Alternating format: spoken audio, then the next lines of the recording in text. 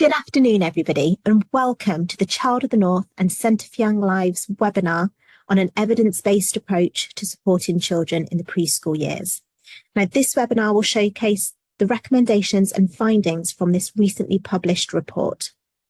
The webinar is being recorded and it will be made publicly available via the Centre for Applied Education's YouTube channel shortly. Now, please be aware that the contributions of our experts have all been recorded independently today, so the sound may vary person to person. But we've got a jam-packed agenda today, so let's get stuck in. Firstly, I'd like to provide a quick overview of the report series and how we've got where we are today.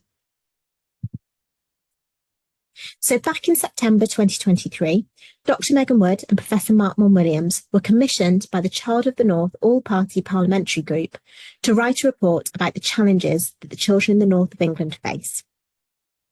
This report moved away from the idea of it's all grim up north to paint a positive picture of all the great work that researchers, practitioners, non-profit organisations, etc. are doing in the north of England to create a fairer future for all children and young people, regardless of their geography or circumstance.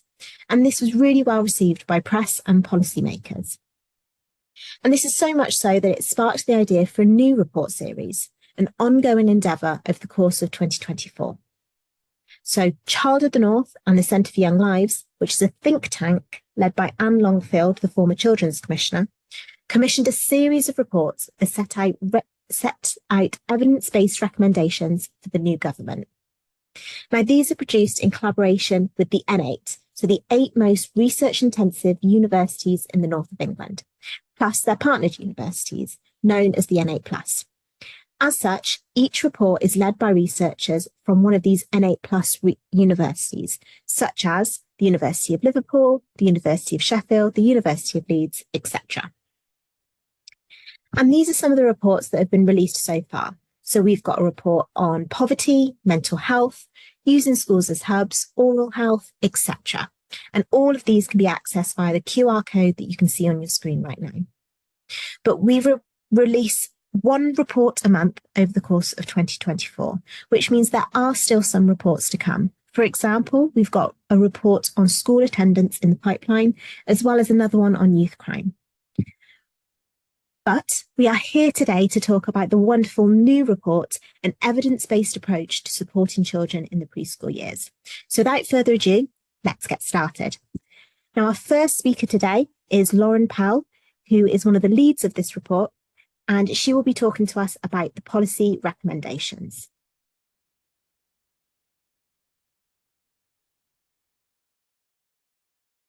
Hi everybody, thank you for having me. I'm very grateful to have been involved in this report, which has addressed some pretty serious issues that we're facing in this country at the moment with our children and young people. The reality is that we're failing the next generation of this country before they even start school.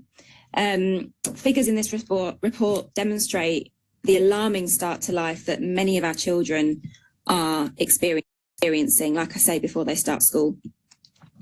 There's inequalities within this picture as well, with those from disadvantaged backgrounds being hit quite a bit harder than other young people, which does set out quite a poor picture really for the future of the UK.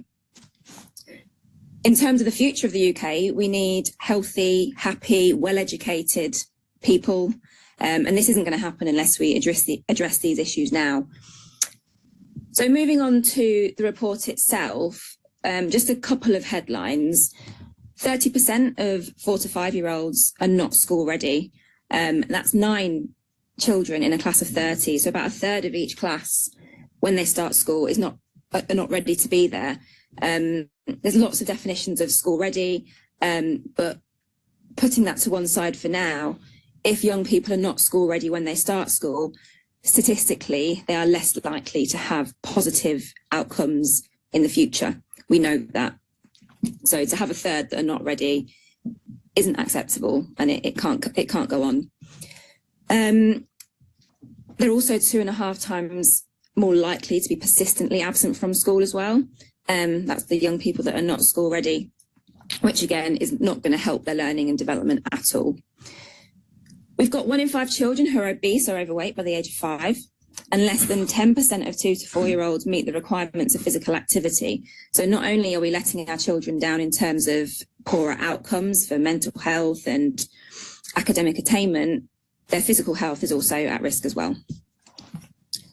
So this report made 3 key recommendations, and I'm just going to talk through each of them in turn briefly. So the first one is to invest in early childhood education programs, and that is so that the holistic needs of families can be supported, and we situate these programs in educational settings within the most disadvantaged areas, because we know they are the people, or the young people, who are most impacted by these findings. And this is because early access to interventions does lead to better educational outcomes. So again, targeting those young people who are at risk of poorer outcomes and preventing that from happening. The second is to improve and extend training opportunities for professionals and families. So home visits are associated with better outcomes, both pre and postnatal, in terms of health outcomes for the young person or the baby. Parenting programs and familial support also benefit children's behaviour, parental stress, conflict, and just the child's overall development. And we know this. This is what's shown in the report. This is evidence-based. And we know that CPD, or continued professional development, is mandatory to holistic childcare. So what the report is proposing, is recommending, is a one-stop shop for co-produced digital resources for professionals and families, so that they know they can go to this one-stop shop to have trustworthy, evidence-based, robust resources that can help them or support them with certain issues, depending on the individual, the context they're in, any other circumstances that might be relevant. And if all of these are in one place, it just makes it easier for everybody. And the third and final is to connect systems more effectively through shared information, so that we can provide integrated support throughout the child's educational journey. And this, again, must start in preschool. We know that education, health and social care services often act individually. They rarely work together, or if they do, they don't do enough for lots of reasons. And this means that health information is rarely shared with the education sector. And quite often this is imperative, even though it doesn't happen, because sometimes this health information, should the education sector have it, then early intervention can happen in educational contexts that can support the child and then produce better outcomes for them. So better information sharing is needed. So essentially, what we really need to do is to invest in early childhood education programs early. We need to deliver them in the most disadvantaged areas to target the children who are most affected by these horrible statistics that have been presented. We need appropriate training. We need one simple place for people to go to get the information they need. And we need to get services speaking to each other. And these 3 things can help improve the future of our country by looking after the young people who one day will run it. Thank you for listening. Okay, hi everybody, thank you. A really clear and powerful talk by Lauren then. We will now move on to our next speaker. Okay, hi everybody. Who is Emma Blakey, who will talk about the ONE programme, which is an early years maths and executive function programme.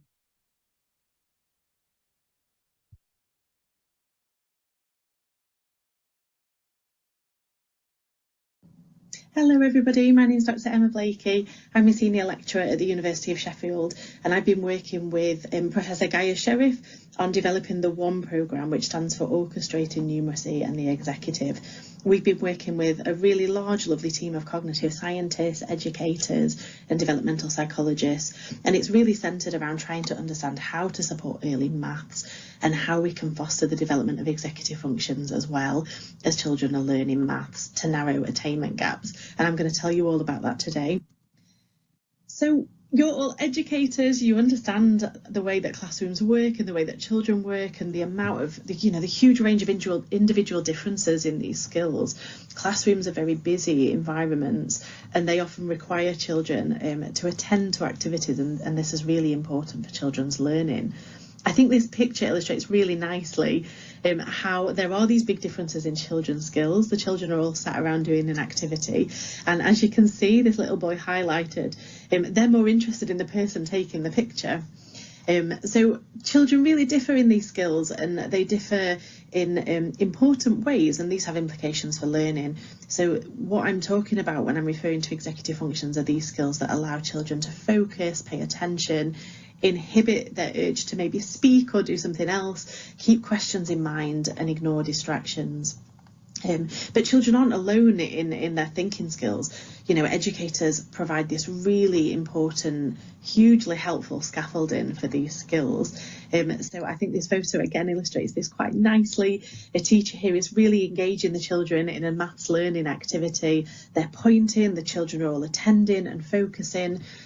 So teachers provide a really important platform for those skills to play out in a classroom context, and they are really important for early learning. So we were really interested in this and how there's often this interplay between when children are learning maths, they needing to remember a lot of information, process that information and attend and ignore distractions, and executive function skills that play a really important role there. So we developed a programme with practitioners, and we're currently trialling this at the efficacy stage with the Education Endowment Foundation. So we're currently working with 150 settings around the UK. So just to give you a brief overview, it's a 12-week programme. It involves working in partnership with educators and providing children with learning strategies to tackle maths in the future, not just for the 12 weeks of the programme. And it really is focused around building executive challenge into early maths learning. So what do we mean by executive functions? Some of you here might have already heard this term before. We use these skills all the time in everyday life, and just to illustrate this in an example, hide and seek, children need to keep their eyes closed, they need to resist that urge to open their eyes. They have to be cognitively flexible and stop playing when their dad says dinner's ready. They have to hold in mind all the different hiding places and a mental map of the places that they've checked, as well as keep track of the last number that they counted. So we're using executive functions all the time in play-based activities. And of course, children are using them all the time in their classroom, even though this can be challenging because these skills are starting to develop. So there's still a lot of growth that needs to happen over childhood for these skills to function really well. So just imagine an activity where children, you might do this all the time, they've got to get some blocks to build a tower. Of course, children need their motor skills to put the tower together. They need language to understand the instructions. But they also need executive functions. They need to be able to pay attention and remember information. They have to avoid distractions and focus on the task. And they might need to switch tasks as well when the task is over. So we were really delighted to see that the Department for Education and in a recent Ofsted review, people have started to really take note of executive functions. So in Development Matters, there is a section on self-regulation and executive functions, trying to emphasise how important it is for these skills to be nurtured quite early on, because we know that they support learning. So initially we were thinking of, when we started out doing this research on early maths, the prevailing idea was that perhaps taking away executive demands might be helpful for children because it broadens out their capacity if we remove distractions. But actually this might not be helpful for long-term learning. So we came at this from an idea that actually adding executive challenge to learning activities might be helpful because it enables children to practice using their executive functions to support their learning. And this might enable deeper learning of maths concepts, and it might help them develop strategies to make learning easier in the future. And ultimately, this will lead to better maths performance. So our programme involves this idea, and it involves, first of all, doing 4 short CPD training sessions for practitioners, and then we give practitioners a set of 25 maths and executive function play-based activities that we've developed over a number of years, and we've developed them with educators. They're fun and child-friendly, and teachers get a resource box as well to go alongside these activities. In terms of the CPD, we do 4 sessions of this. The first session is just on what the project involves for the practitioners and an overview of the programme. Session 2 focuses on what executive functions are and why they matter. And then we do a session on the development of early maths. The final session talks about how we embed executive challenge into early maths. And what's really important as well is that in the CPD, we go to the practitioners to do it with them. It doesn't require taking them out of the classroom, which we know we identified from a lot of our development work that this will be a huge challenge for you. So we go to the classroom, we work with practitioners where they are and with as many teachers who want to attend. In terms of the activities then, they're built on a really solid evidence base, they're fun and child friendly. We really wanted them to be easy to embed in existing routines and applicable to a wide range of nurseries that might have various different types of provision, like forest schools. So some are outdoor activities, some are indoor, some are small group, some are large group. And importantly, we developed them with practitioners. And we split the different maths activities into a range of different domains. So spatial awareness and shapes, patterning and order, counting and numbers. And we also have some suggestions for how to incorporate this in free play, which of course is really important in a preschool setting. So this is an example of one of our activity cards, and it's a really nice game that's quite physical. It gets children up and about doing an activity that involves maths. This is the base version of the game, so really clear instructions on how to play the game. We have a box that describes how to increase executive challenge once children are familiar with the game. We're not throwing this right in at the beginning. It's once children have had a chance to practice. And then we have differentiation ideas for children with different learning goals. And then we also include information on the resources that are needed, the language to use and the skills that these activities target. So we have 25 different activities that each have one of these activity cards. For the 12-week programme, then we do the 4 CPD sessions at the start, once a week for the first 4 weeks. And then we ask practitioners to play 3 activities a week in a range of the different areas. So, a mix of numbers, space, patterning, ordering for the duration of those 12 weeks. And we really think that this programme has promise. We think that it does build on a really solid evidence base. So our early research did show that disadvantaged preschoolers tend to show lower maths attainment, and that executive functions importantly seem to be explaining this relationship. So this is just an overview from one of our studies. You don't need to worry so much about the numbers or the model, but the key thing is executive functions seem to be showing a really important role in explaining attainment gaps. And importantly, in some earlier work that we did funded by the Nuffield Foundation, led by Diaz and colleagues, they tested the programme with a smaller number of settings, about 10 settings, and they found that there were improvements in maths at the end of the programme, but importantly, there were bigger improvements in the children that were EYPP eligible. And this is really important because we don't want our interventions to widen attainment gaps if children from advantaged backgrounds are more resourced to be able to engage in an intervention. So this is really important to us, that it's serving its purpose and it's actually helping to narrow attainment gaps.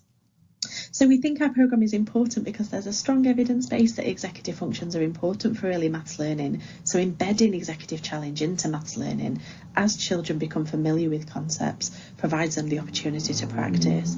And we have evidence that the programme does support children, especially from EYPP eligible backgrounds.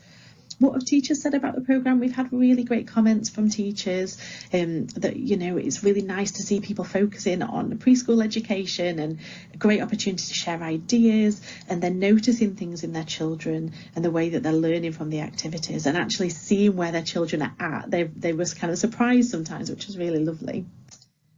So thank you so much, everybody. That's a really short snapshot of our programme. We're really happy to hear from you. We're currently trialling this, as I said, with a large number of settings. The results for that are due next year. But in the meantime, please do get in touch if you have any questions, and thank you so much. Hello. Fantastic example of an innovative approach there, something that's already happening within local communities that other localities can maybe learn from. Now, next, we have a contribution from Mariela Ross Diaz, who will talk to us about Nelly.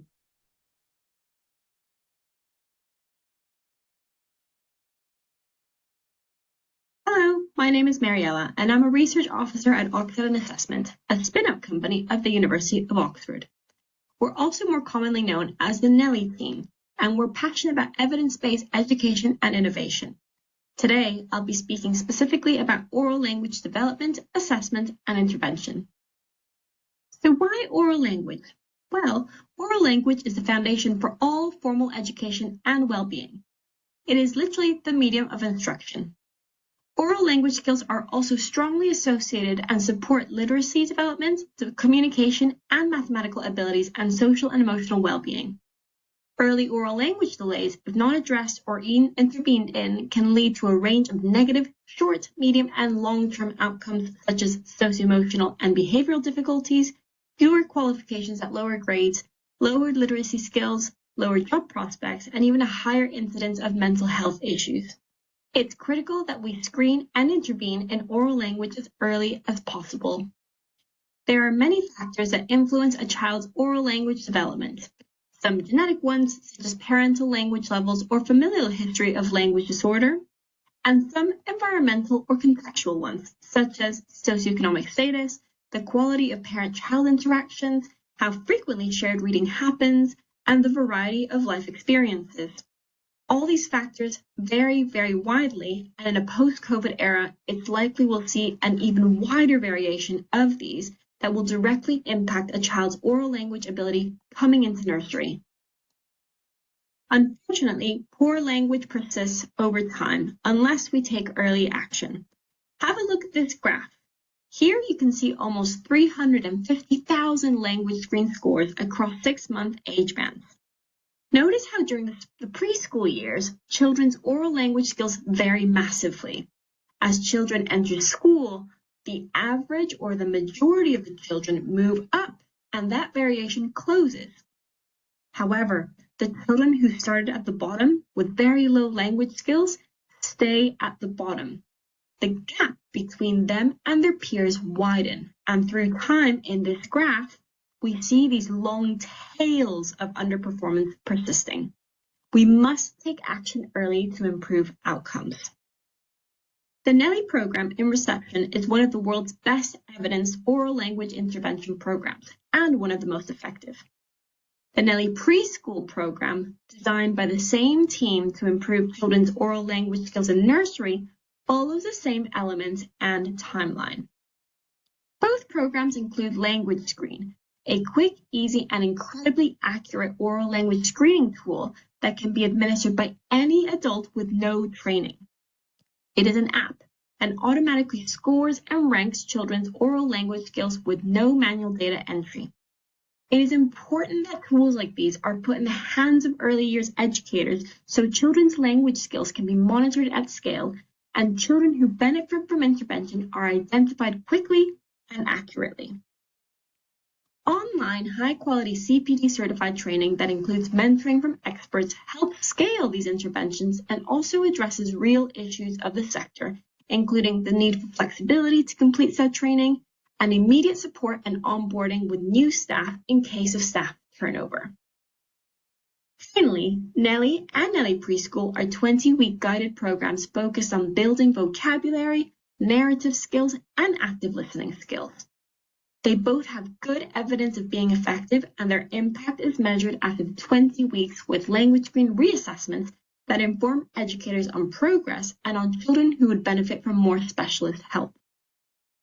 The Nelly Preschool program specifically is based around the magic and power of shared book reading and guided play. Across the 20 weeks, the children and practitioners shared 20 wonderful, engaging storybooks, a mix of traditional tales, contemporary stories, and nonfiction books, and they learned 82 special words to help their vocabulary and narrative development with the help of Nelly the elephant, the program's lovable mascot. Nelly Preschool includes whole class enrichment, so all children are being supported in their oral language development, and the children who are at most risk of falling behind, those with the weakest oral language skills, are also supported by a targeted intervention in small groups and one-to-one sessions throughout the weeks.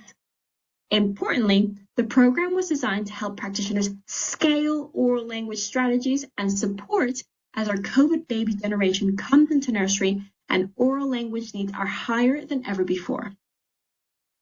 We know from extensive evaluations of NELI, the reception program, that children who receive NELI have very significant gains in their oral language, including EAL children, and we also know that children from disadvantaged backgrounds benefit the most.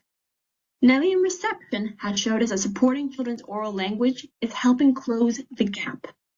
We also know that these children have improved behavior and school adjustment, and encouragingly, the positive effects are long-lasting, meaning educators who do NELI can be assured that the time and resource they invest into the program pays long and powerful dividends, short-term and long-term. An efficacy trial of the newest program, NELI Preschool, showed that children who received NELI Preschool made 3 months additional progress compared to those who don't receive the program. This is encouraging evidence that shows that we can support children's oral language even earlier in nursery. Thanks to NELI Preschool's strong evidence from its efficacy trial, the EEF, alongside Stronger Practice Hubs, have funded the largest trial to date of an oral language program in the early years. Right now, as we speak, this academic year, more than 300 nurseries and over 7,000 children are taking part in the NELI Preschool Effectiveness Research Trial to further build and collect evidence for the NELI Preschool program.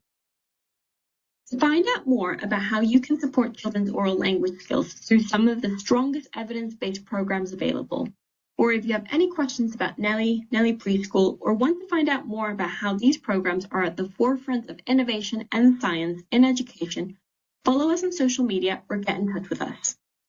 Empowering children with strong oral language skills through evidence-based interventions is not just an educational priority, but a crucial investment in their future success and well-being. It is also a way to ensure all children, regardless of where they're from, get the fairest start to life that we can give them and support them in reaching their full potential, because frankly, they deserve nothing less. Thank you very much. Another very powerful case study there.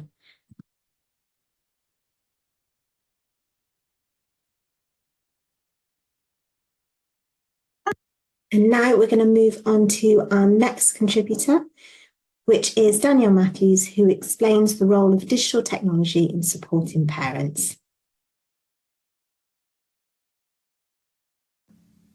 Hi, I'm Danielle Matthews from the University of Sheffield, and I'm briefly going to share some information about the role of digital technology in supporting parents, with a focus on the new BBC Tiny Happy People service that we've been sharing with parents via text message. So it probably won't come as a surprise to you to know that children's early language skills are associated with a number of measures of socioeconomic circumstances. So the plot on the left shows that as things like caregiver education, family income and wealth go up, so does early child language. And the plot on the right here shows that as early child language goes up, so do the chances of a child getting the equivalent of 5 GCSEs at the age of 16. So we know there's a link between early socioeconomic disadvantage, early language development and later educational outcomes. And for that reason, people have been really interested to support children's language development. It's long been known that parents and other carers and family members have a huge influence on children's early language development. And so it's been natural that people have tried to look, when they want to support early language development, they've tried to look to promoting parent-child interaction as a way to support child language. And there's a fair amount of evidence that parent-led interventions can support language development, but only under certain circumstances. Really, these kinds of interventions must be used in tandem with reducing poverty, used in tandem with great early childhood education and care. They've got to be sustained over time. They've got to be adapted to children's developmental level and keep adapting to that as children change. They've got to be intensive enough to really make a difference. They've got to be adapted to individual families' level of need, and they've most importantly of all got to be acceptable to parents, other carers, and of course children themselves. So as we were figuring out how to make services that met all of those needs, of course, COVID came along, and that was a huge challenge, but it also led to a surge in interest in remote and digital services for parents. And the idea is that you can use smartphones that many families now have to share information with and support lots of families in one go. Of course, this is best done in tandem with in-person provision. But with this in mind, BBC Tiny Happy People became a service that was created to support children's language development before school entry.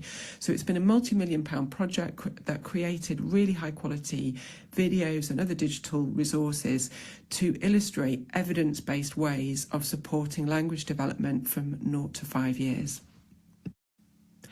Digital services can help parents access these videos and other Tiny Happy People resources. And we've been evaluating a service where parents receive a text message every Tuesday with age-appropriate content for their child, so a video that matches their child's age in months. And in a first evaluation with over 400 families, we found that 91% of parents would recommend this service to a friend. We also saw increased parent-child interaction in ways that would support child language development, and we saw mixed results for child language, some benefits and some with little areas of change, and some ideas for how we can improve. So we've now improved the service in partnership with parents and professionals, and we're evaluating this new service now with 1,000 families with toddlers and infants all across the UK. So how can the early child education and care sector be involved in digital services? Well, often early years professionals are parents' most trusted partners, the people who families really trust to look after their children for the first time outside the family. And so for that reason, they're a really important bridge between families and digital services. By recommending things like BBC Tiny Happy People, they can really make a difference to help families support early learning. The other way to be involved is to use BBC Tiny Happy People video materials, for example, for staff training. And there is some really nice video content here. This is an example from the BBC website of Jamal Campbell, an early years practitioner, in this video talking about early phonological awareness, but there's content right from infancy upwards. That can be great for staff training as well as for sharing with families.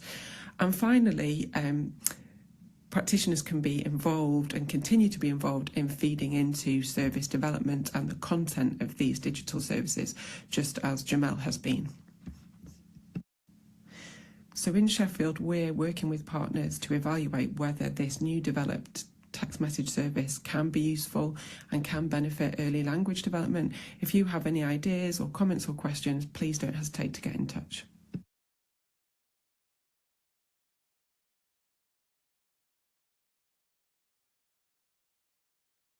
And last but definitely not least, we have the Endword and reflections from the 50 Things Before 5 team.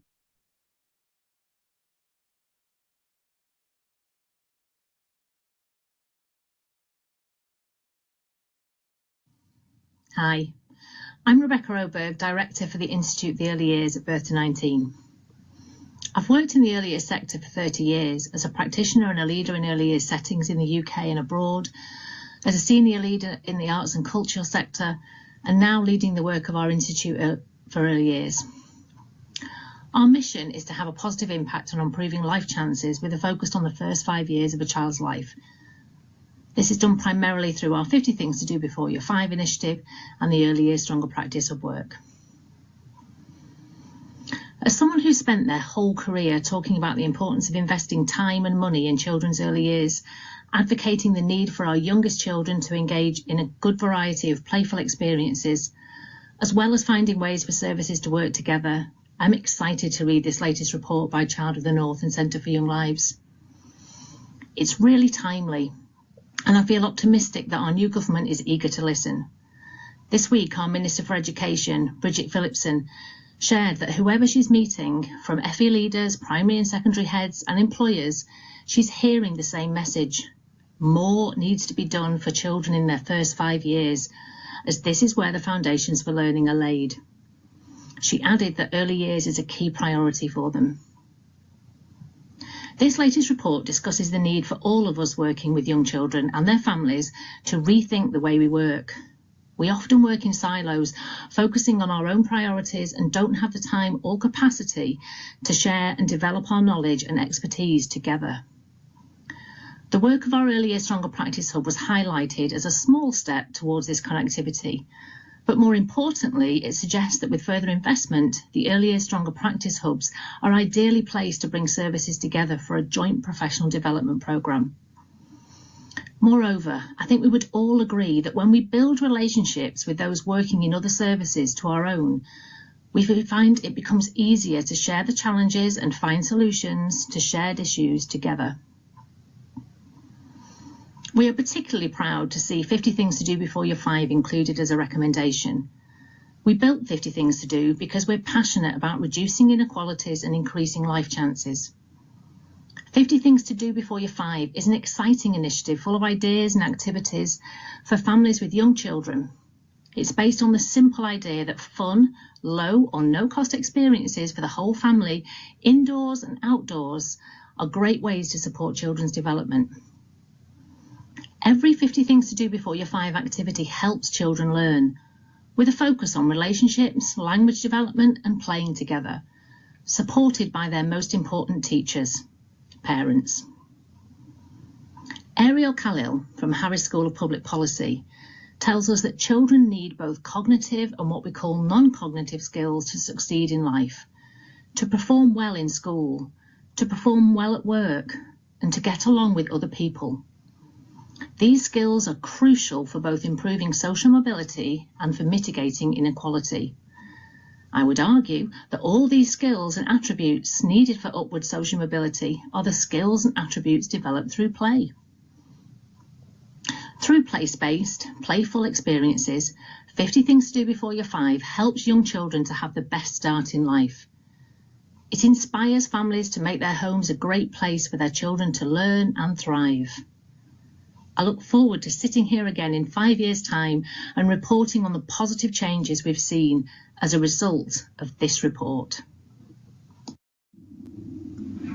Hi, my name is Chris Bunting. I'm Director at Birth to 19 in Bradford, and I've been a contributing author. It's been a pleasure really to be a contributing author to a number of the Child of the North, APPG, Northern 8 and Centre for Young Lives report.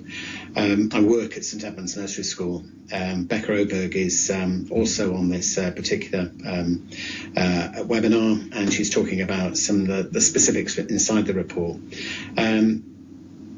It's been a pleasure to be part of this particular report, but also the ones that I've managed to contribute to it in terms of autism, around mental health, and the schools as hubs, the Sure Start report as well.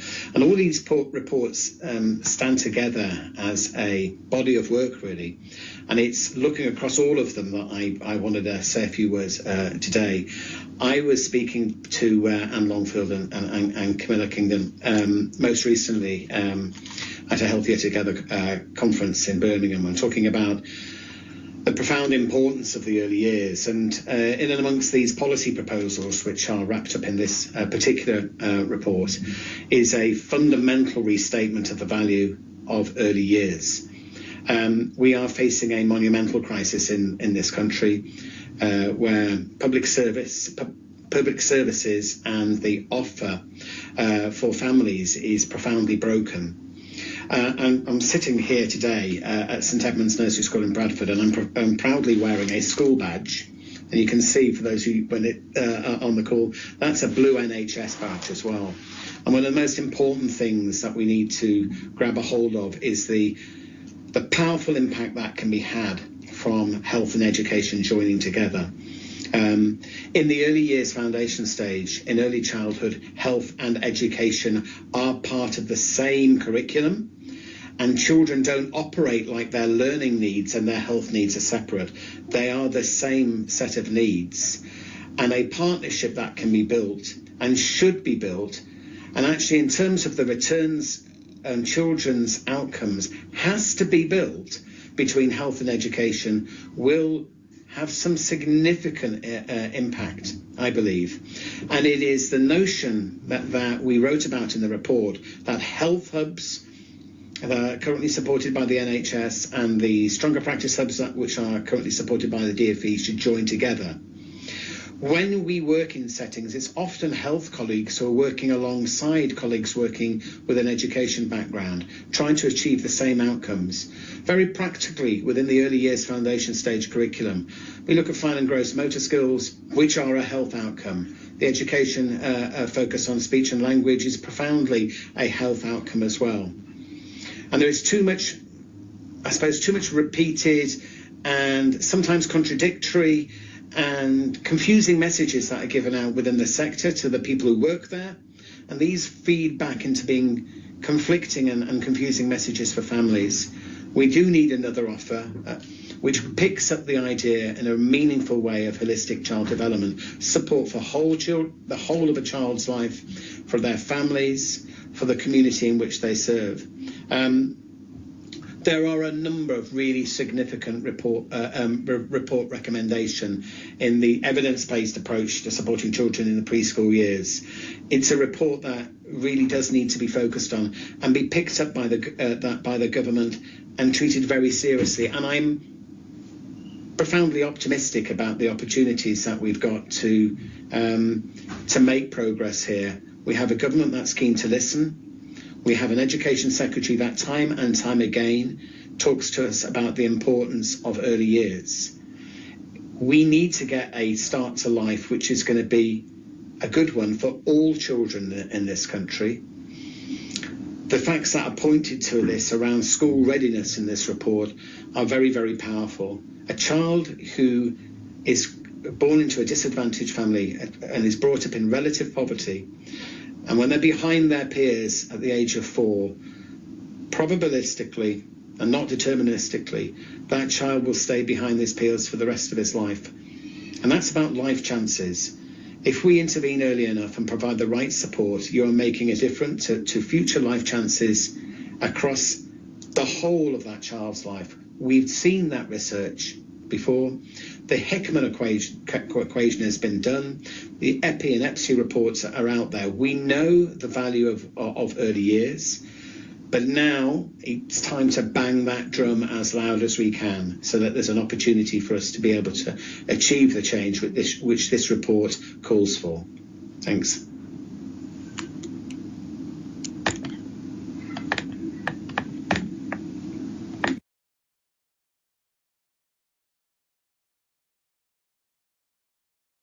Very powerful conclusion there from the 50 things before your 5 team. So thank you. Now that's the end of our webinar today. Thank you so much for attending.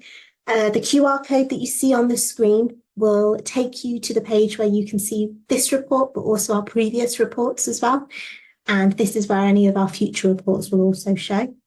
The recording of this webinar will be made available really shortly. And if you have any questions, please do get into contact. Our contributors have shared their email addresses. Many of them have shared their email addresses today. But if you have any questions, please don't hesitate to contact Care on the email that you see on the screen at the moment, and we'll be able to send your questions to those who they need to go to. But thank you once again for your time, and please do get in contact if you have any questions.